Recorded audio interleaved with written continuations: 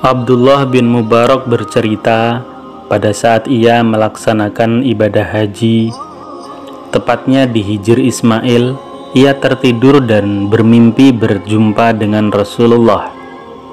Rasulullah berpesan padanya, "Nanti kalau kau pulang ke Baghdad, sampaikan salamku kepada seorang yang bernama Bahram al-Majusi di kota ini, serta katakan kepadanya bahwa Allah Subhanahu wa Ta'ala telah meridhoimu."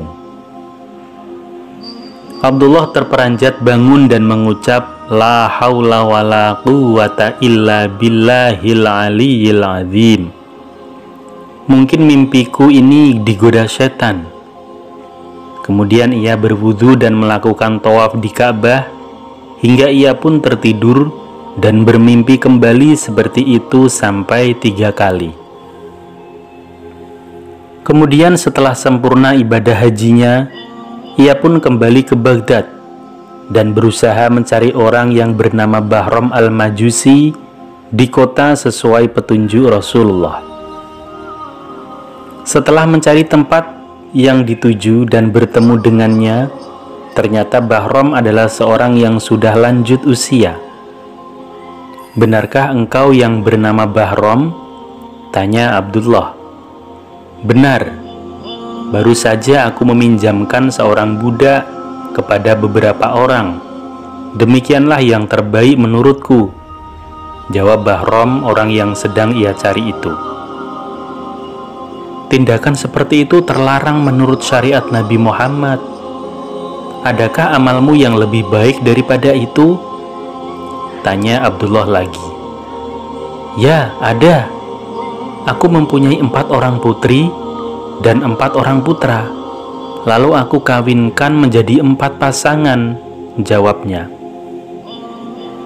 "Itu juga tindakan yang haram," sambung Abdullah sambil kembali bertanya lagi. "Lalu adakah perbuatanmu yang lebih baik daripada itu?" "Aku mempunyai seorang putri tercantik yang sulit sekali mencarikan pasangan yang serasi untuknya, hingga kunikahi sendiri dan diadakan pesta besar-besaran pada malam itu, yang dihadiri oleh kurang lebih 1000 orang Majusi," jawabnya. "Kedua tindakanmu itu juga terlarang. Dan adakah selain itu?" Lalu Bahram menjawab, "Ya, ada. Pada suatu malam saat aku akan menggauli istriku, mendadak ada seorang wanita muslimah muncul menyalakan lampu dan meminta api. Aku pun menyalakan lampu kamarku. Kemudian ia keluar dan aku pun langsung meniup untuk memadamkan lampu kamarku. Lalu batinku bicara, jangan-jangan wanita itu mata-mata pencuri. Aku keluar mengikuti jejaknya. Ia masuk ke sebuah rumah dan tampak 4 orang anaknya menyambut kedatangannya. Mereka berkata, 'Wahai ibu, dapatkah makanan untuk perut kami yang tidak tahan lagi akan lapar ini?' Wanita itu hanya mengucurkan air mata sambil menahan haru dan berkata, 'Wahai anak-anakku, ibu merasa malu jika meminta kepada selain Allah Subhanahu wa Ta'ala, apalagi minta-minta kepada musuhnya, yaitu Bahram al-Majusi.'"